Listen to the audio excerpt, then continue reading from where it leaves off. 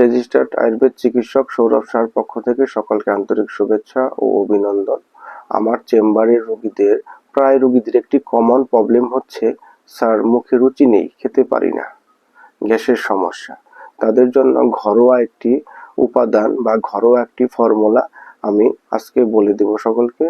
সবাই এই ফর্মুলাটি বাড়িতে তৈরি করে খেতে পারেন, অনেক উপকার পাবেন। সেটি হচ্ছে হর্তুকি, শুকনো হর্তুকি, শুধু খোসা, ভিতরের বিচিটা ফেলে দিবেন। আদা রোদে শুকিয়ে নেবেন, কাঁচা আদা এভাবে শুকিয়ে নেবেন। কালো মেঘের পাতা নেবেন, সম পরিমাণ নেবেন, নিয়ে সুন্দর করে ব্লেন্ডারে পাউডার করবেন। পাউডার করে অল্প পরিমাণ জল দিয়ে সেটাকে শিলপাটায় বেটে নেবেন। বেটে এই পরিমাণের বড়ি বা ট্যাবলেট বানাবেন, বানিয়ে রোদে শুকাই নেবেন, নিয়ে একটা বোতলে উঠায় রাখলেন। সেটি প্রত্যেক দিন সকাল, দুপুর, রাত খাবারের আধা ঘন্টা আগে নিয়মিত 1 মাস খান। দেখেন কতটা আশ্চর্য উপকার পাবেন, মুখে রুচি আসবে, স্বাস্থ্য ভালো থাকবে, খেতে পারবেন।